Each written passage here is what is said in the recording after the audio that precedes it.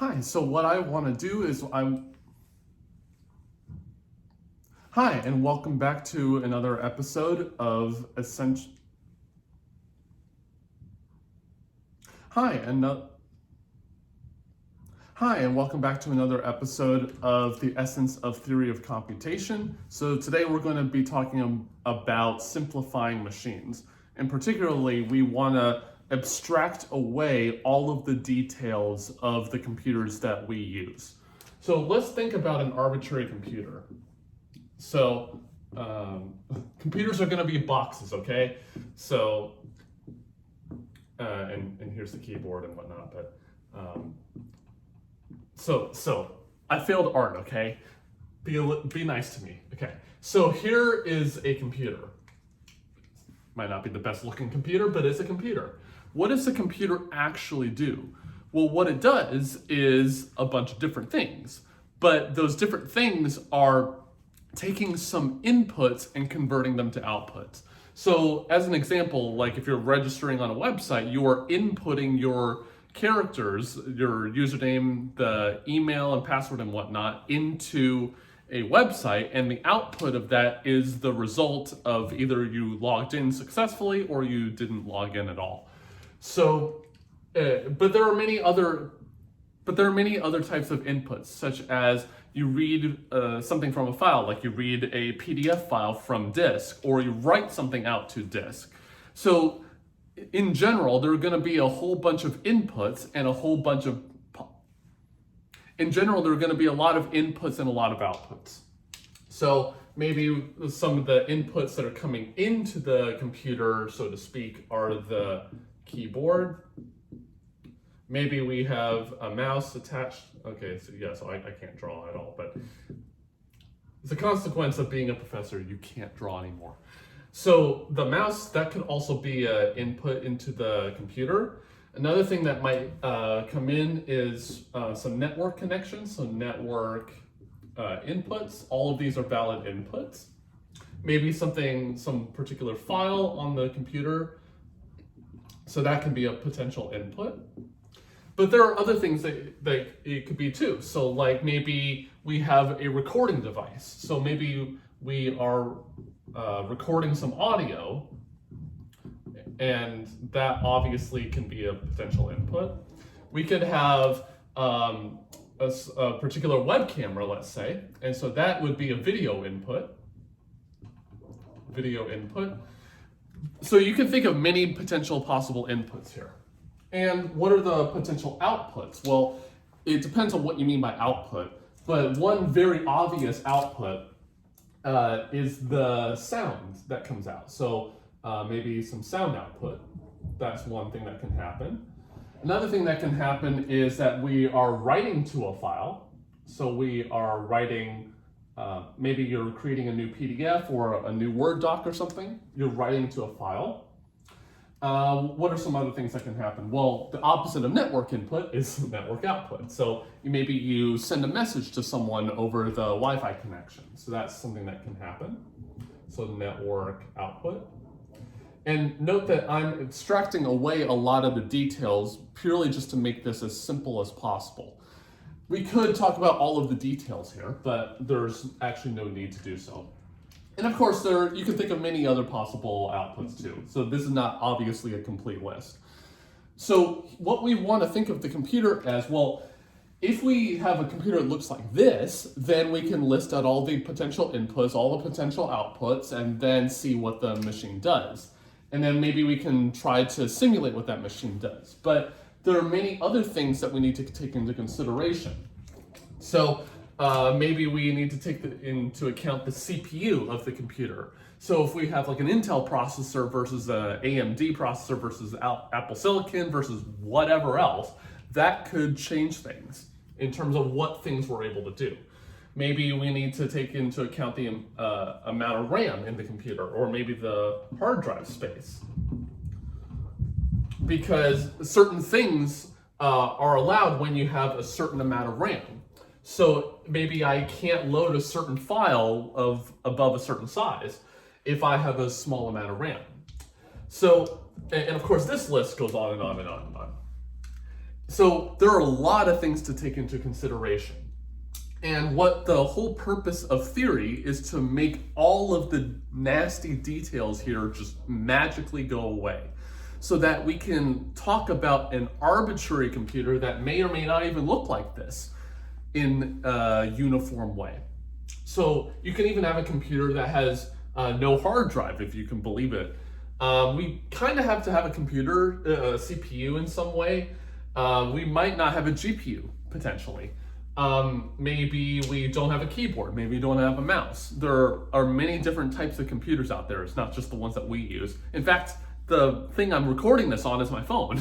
So the phone doesn't have a keyboard, doesn't have a mouse particularly. And a lot of this stuff does carry over because we use modern age computers, but there were times when we didn't have Wi-Fi connections at all. We had Ethernet connections, and even before that, there weren't even internet connections at all because there was no internet. So what we want to do is we want to abstract all of this away to make all of the nasty stuff go away. So here's how we're going to do it. So we're going to take this thing, which has a lot of details, and convert it into something that doesn't have any particular details and make it simpler, which sounds too good to be true, but let's think. Well, what is the computer actually doing? What it's doing is it's taking your inputs and converting them into the outputs, mainly through the CPU and secondarily the RAM and other storage media, but mainly through the processor. So it's taking some set of instructions and converting them from the inputs to the outputs in some way.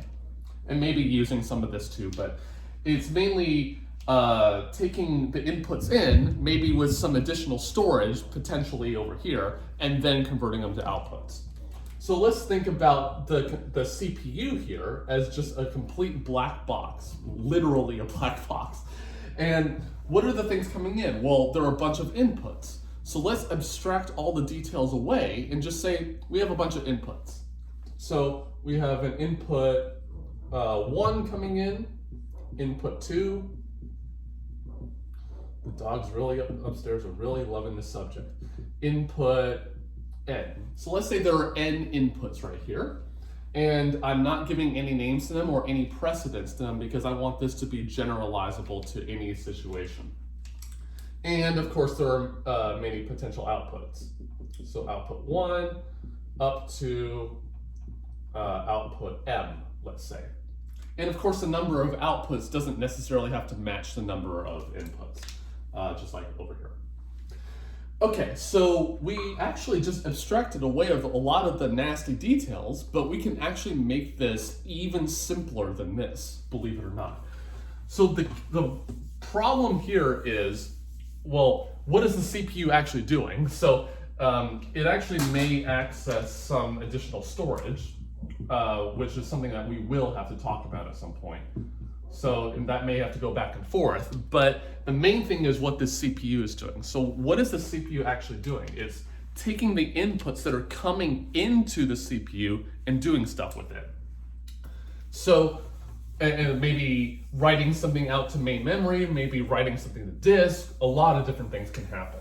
But basically, we can think about a snapshot of the machine before the instruction happens and after the instruction happens, and maybe nothing changes, probably not, but something probably does change. But you can think of this as the state of the system at one point going to another state of the system, which may be totally different. There may be a whole bunch of possible states of the system, and that's totally possible. There may be a lot of possible states of the system, and that's totally fine. It's just that we will have to think about that kind of perspective. So what I claim here is that we can actually reduce the number of inputs to 1. We obviously can't go to 0, but I claim that we can get down to 1. So input 1. And actually we can do the number of outputs to 1 using the same technique actually. So we can have a singular output and a singular input, which is really cool. So whenever someone makes a claim like that and you don't believe them, you should ask them, prove it to me, which I'm gonna do. So here, let's think about these inputs. And let's give a particular example to them to highlight what it will look like. So let's say input 1 is 0, 1, 1, 0, 1, and it just keeps going. And here I'm representing the inputs as just a binary string. Because in an actual computer, things are binary, so we might as well just assume binary strings. Although you don't have to assume that. And let's say input 2 is, let's say 1, 0, 1, 0. Maybe it just oscillates between 1 and 0. And then maybe the last, let's do 3 inputs just for sake of clarity. So here, let's say input 3. Let's say that is 0, 0, 0, 1, 0, stuff. And so here's how I will make a singular input from all 3 of these. And the same technique is going to work for the outputs too. So here's my input. What I'm going to do is I'm going to look at the very first bit of every single one of the inputs right here. So in this case it was a 0, this case it was a 1, this one was a 0, and I better use colors for this. So what I'm going to do is I'm going to write down the first bit of that first input. So I'm going to do this in green. So the 0 here, this 0 is coming from here. Then what I'm going to do is the same thing, but for the second input. So I'm going to do this in red. So this 1 is going to go right there. So 1. And then in black, what I'm going to do is the third input, the first bit. Okay. So here, what I'm doing is what is called multiplexing the inputs. So multiplexing is essentially just interweaving the strings of data right here. So in fact, what I'm doing is I'm cyclically going through the inputs. So this one, the first bit of this one, first bit of this one, first of this one, then the second of this one, second of this one, second of this one, third of this one, third of this one, third of this one. And then we just keep going in that same way. So why does this work? Because if I get a long string like this, what I can do is, well, let's say I'm looking at the third bit, then I know because it's the third bit, it must have come from the first input right here.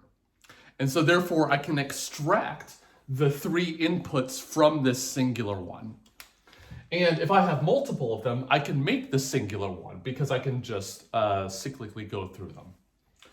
And the output works exactly the same way. The outputs are just strings, and so therefore I can multiplex the outputs also. So therefore I can reduce the number of inputs and outputs to 1, which is pretty dang cool. So what we're gonna do now is think about the CPU, because if we have an input, a single input and output, we can't really do much more than that. We could actually assume that it's all zeros, but there's not much point to doing that because it's just converting from binary to unary. What we want to think about more is what happens under the hood in here, because we didn't make any simplifications over to here.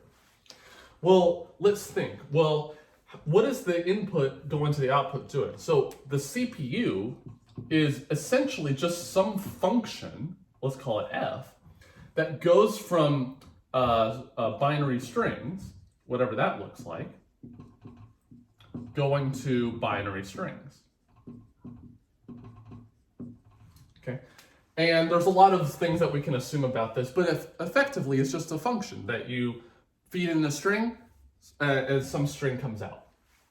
But the thing is, what's interesting is what's happening along the way, and that's what the entire class is about: theory of computation. What actually happens with respect to the computing aspect. In computing the function from the inputs to the outputs, what actually happens? So clearly what can happen, of course, is we can write to memory. Those are some things that we can do. We can store something, so value to this. We can add 2 numbers, let's say. So there's a lot of different instructions that we could actually do. And that's actually just by itself seems really complicated, because in some architectures you can have over 100 different instructions. and being able to reason about all the things that you can do with all 100 of those instructions in any order of any length, that is really problematic. So what we want to do is we want to think about this in a more abstract way. So kind of like how we went from here to here, let's try to abstract this even more for this part. So something that I mentioned earlier is whenever you're reading an instruction like writing the memory, we can actually capture a snapshot of what the computer's actually doing right at that moment, then do the instruction and then take another snapshot. So like taking a picture, but taking multiple pictures really quickly. So there's going to be a very slight change from one step when you took that first picture to when you took the second one. But what we want to do is we want to capture what are the possible states. So each instruction potentially will change the state of the system.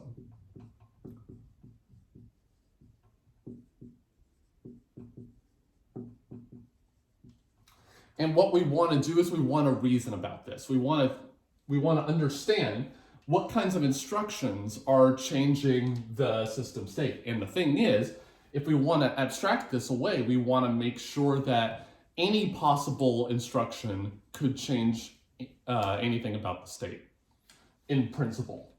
So what we want to do is we want to make this as abstract as possible and not, again, think about the details. So what we're going to do is we can think of each of these instructions. Let's call the instruction I, and let's say that the system state, let's give them a name. So we don't want to say the memory configuration is this long binary string. Let's just give it a name. It would be a lot easier. So let's say it goes from state 1, I'm going to call it S1, to state S2.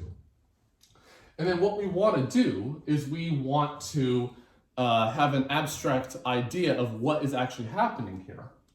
And the way that we will do this is we'll just make a little picture.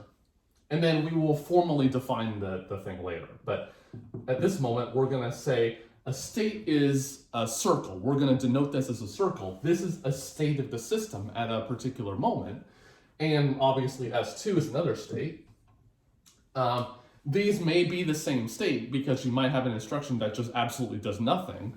And if you have a simple enough problem, that's almost guaranteed to happen. But here, let's just say that they're different. Then this instruction says, well, if I'm in state S1, that's the state of the system at that moment, and I execute instruction I, oops, not 1, I, then I'm going to be at state S2. So we're actually making a pretty strong assumption here, which is that the system is deterministic. So this is an assumption. System is deterministic. And by deterministic, what I mean there is that if the system is in a certain state and I execute one instruction, it will always be that same end state, whatever it is. So if I'm in S1 and I execute instruction I, then I will always be in state S2. Then I will always be in state S2 no matter what happens. That's what we mean by deterministic. And you may think, well, if I have a computer that's not deterministic, then what do I do? We will handle that later in the series. But essentially what you would do is you would have, it could be that S1, if executing instruction I, could go to a whole bunch of different potential states. And what we do is we will direct such a transition, as it's called, to a bunch of different states instead of just one like we're doing right here. Okay, so that's an assumption, and it turns out, of course, we just simplified the notion of the computer, but we didn't actually remove any power from it. Every single computer that we usually use today, every single computer that we can actually use right now, we can actually convert into something that's like this. But we're going to make one assumption that is actually pretty strong, which is that the input 1 is read-only.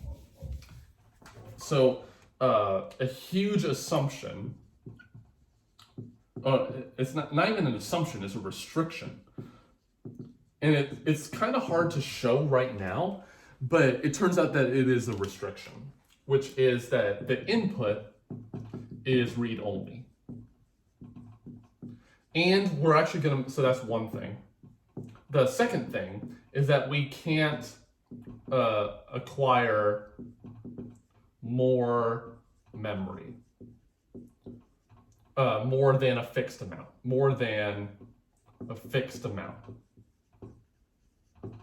of memory. So in a real computer, of course, you have the registers and the cache and then the memory and then storage after that. So what we're gonna do is we're gonna say you allocate as much storage up front as you want, but once you fix that number, you're not allowed to allocate more. So it's kind of a restriction.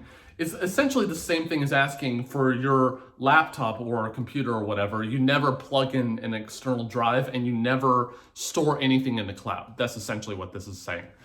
The fact that we're making this restriction is actually pretty important because if we didn't have this, then the system would actually be way too powerful in a certain sense. The reason that we're making these restrictions is not that we want to build actual computers out of these, because we actually can't, and we will eventually prove this. But the thing is that we want to do this because the model is easy to analyze. That's the whole purpose of making restrictions in mathematics and computer science, is that we want to analyze the machine or the model in a very easy way and then add things to it to make it more realistic and see if the proofs and the techniques to showing various things about that model carry through. And that's the whole purpose of this restriction.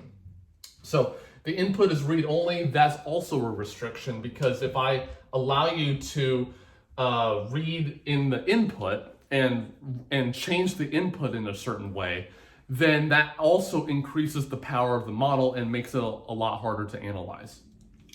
And actually, there's one thing that's related to this, which will seem like a restriction, but it actually isn't. So if we make these two, we can actually assume, it's actually pretty hard to prove this, but what we can assume without loss of generality is that we will read the input from left to right. So, so there's a pretty deep theorem which says that if you have an input that's read-only, you can go back and forth through it. You can jump to a random place and go in any order that you want, essentially. As long as you can't acquire any more than a fixed amount of memory. Then if you have something like this where you can go back and forth, then you can, without loss of generality, make a computer for the same model where you move in a single direction. You never go backward. And that actually makes things significantly easier to analyze, but this does not restrict anything. These two are restrictions, and this one is just an equivalence. So what we like doing in computer science and math is proving that various models are equivalent, because this seems very restrictive, right? No computer on Earth is doing this. If you buy a computer from Apple or Microsoft or whatever, and it does this, you should probably return it. But the reason that we do this is that we get a model that's easy to analyze, then we try to increase the power of that model by removing some of these restrictions, or maybe solving problems that are hard here. And then if we can show that those two different models are the same, or equivalent, then whenever we want to solve a particular problem, we just use the easier one of the two in that particular domain. And the whole class is about different types of models showing their equivalences as well as inequivalences. So if I remove that restriction, why do we actually get more power in actually proving it versus just getting an intuitive idea? Because just having an intuitive idea is not strong enough. We need to actually formally prove these things in order to be truly sure that they are true. And that's what the class is about. So hopefully that was interesting. Leave thoughts about simplifying computers into the comments down below. As always, please like the video and subscribe to the channel. It really helps us out. There are many other links in the video description if you want to support the channel further. And as always, thanks for watching, and I'll see you next time.